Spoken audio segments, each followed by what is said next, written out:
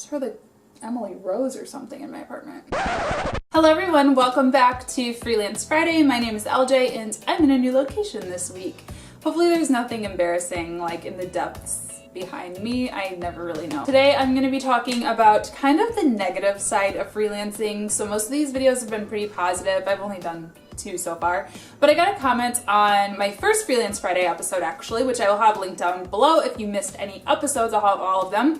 Got a comment on that video that really talked about payment in particular. So I'm going to go into my least favorite things about freelancing and hopefully come up with some potential solutions for some of you. Full disclaimer at the beginning of this video, since I'm going to be talking a lot about payment and legal stuff and contracts and all of that. I'm not a lawyer or a tax professional. Please consult with somebody who knows what they're talking about. I'm just sharing my experiences and it's just supposed to be educational and conversational. It's by no means supposed to be a guide for how you're supposed to live your life and run your business. So let's get into the questions that I've gotten. This comment in particular, she essentially said, I've been freelancing for 5 years and the #1 problem is waiting for payment. So, as you probably know, as a freelancer, you don't get paid on a set schedule per se. You don't get a salary. That can be a blessing and a curse because you really get to choose. In theory, you get to choose when you get paid, how much you get paid, how often you get paid, if you get paid per hour, if you get paid per project, all of that stuff. The negative side to it, obviously, is when your clients don't pay you. And the answer should be really simple, and that's that you should always get paid before you start doing your work. I have made my mistakes in my past that I'm still paying for, and I still have clients that have been with me from the beginning that I let pay me at the end because that's how it's always been.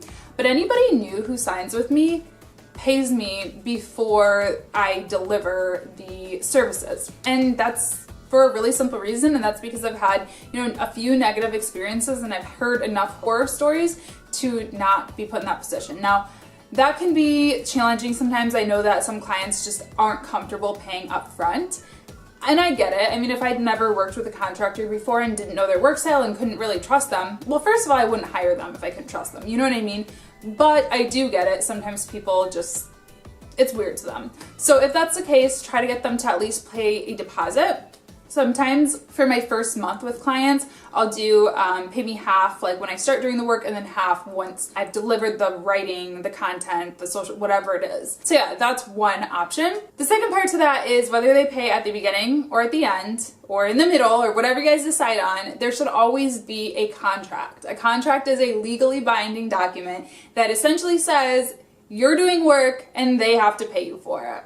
Now, there's a lot about freelancing that really isn't fair, and I'm not going to get into the politics of it all, but there's not a whole lot of legal protection for us in most cases. However, and again, I'm not a lawyer, so I don't know what I'm talking about, but at the end of the day, you're going to have a lot better chances of winning a case or, persuading a court or whatever to force somebody into paying what they owe if you have a signed contract. You're just going to be more likely than having nothing, than just having word of mouth or an email or something like that. So always, before you pick up your pen and start writing an outline, get a contract signed. If they want to hire you, they need to sign a contract. And that word really freaks me out when I first started freelancing. I was like, oh my gosh, I'm like 20 and I don't know, like what is a contract? Like this is scary. It's really not scary. I mean, honestly, it can be a very simple thing that you type up on your own. That's what I started doing. When I started freelancing, I would just like, date and, when they're going to pay me, what they're going to pay me, what the project is, stuff like that. I don't know if that was really legit or not, but now I have advanced and I use some actual tools. So I think that I'm going to do a corresponding blog post with this episode because I know that I'm going to be reviewing this footage and be thinking of a ton of other resources that I should have talked about. Make sure to open up the description box and click the blog post. I'll have all these resources listed in that post. But the one that I want you to know about for this purpose is called &Co. It's a contract tool basically, and I believe it's free. I don't believe that I pay for it. And you type in the scope of your project, the payment schedule, the payment amount, the client, your information, whether you want to assess a late fee, whether you want to be able to have the rights to put their name in your portfolio, like all of those details, you just check boxes and type numbers in. It will draft up a contract for you that you can then sign it and then email it to your client. they'll e-sign it and it is good to go. You can save the PDF and print it, whatever you need to do with it, and it's all set. So there's no excuse not to have a contract. At the very minimum, you'll have that. Hey, remember when it said that you'll pay me? It's time to do that. There's a few things that I always make sure to put into my contracts because it's not just about like, oh, I'm gonna do XYZ for you and get paid XYZ. Obviously, the payment amount is kind of important.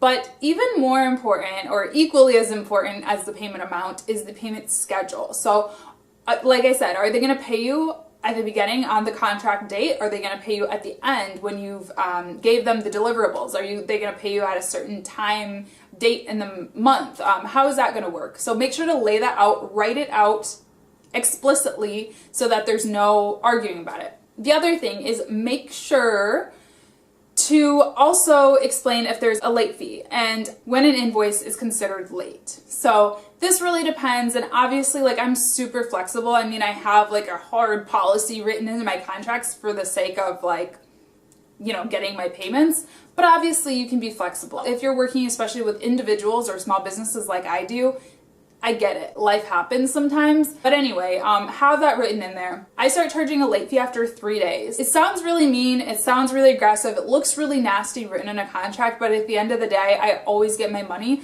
I've, knock on wood, I've never had a client not pay me. Now, I have definitely had people pay me late, and that is a problem, but you know, as long as you have a document that is saying they're supposed to pay you, and if you just kind of say, hey, remember, they typically will pay you.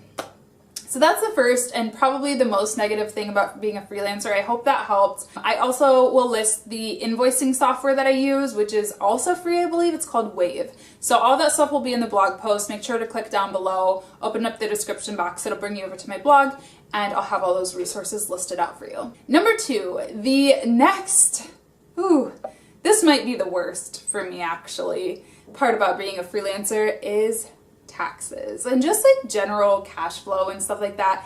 It's really confusing, especially if you're like an independent contractor, sole proprietor, LLC. Like there's all these different like classifications and tax things. Yeah, after you start making a certain amount of money, you should just really make it a point to get an accountant, go visit an accountant, talk to somebody to figure it all out, because it starts to happen really fast. And that's how it started with me. Like I started just doing like one-off jobs here and there, like, oh, like get paid $100 for a project every couple months, you know, like something really small that wasn't really worth like starting a business for or anything like that. And then once you start to like get clients, it starts to accelerate and you're like, wait a second, like this, like, I mean, it's a good thing, I guess, but it's also kind of terrifying because it's like, wait, like, how do I pay taxes on it? And what is this? So yeah, it's very complicated. Long story short, make sure to save a significant portion of your earnings, whether you are just a sole proprietor and you don't have a business, an official business, whether you have a business, whatever it is, make sure to save like 25 to 30% of your income at least, I think is what they typically recommend. And if you save too much, that's awesome, because then you'll have a little bit of savings left for next tax season or to buy yourself something nice or whatever. So save money out of every payment that you get. Just make it a habit. Like if you're not making a ton and if you really are only making like $100 or $200 a month or something really small, then I get it how it's hard to do that. But if you're making, you know, a significant income or just a steady income, there's no excuse not to do that, because just think about it like a regular job. I mean, you don't actually get paid, you know, $10 an hour or $20 an hour or whatever your wage is. Like you don't actually get paid that because they take taxes out of it. So just think about it like that. I mean, you've always worked like that before, whether you had a job at the mall or at a bank or wherever it was. You've always gotten taxes taken out, so just take them out. It can definitely be very tempting when you see all that whole lump sum sitting there to just spend it.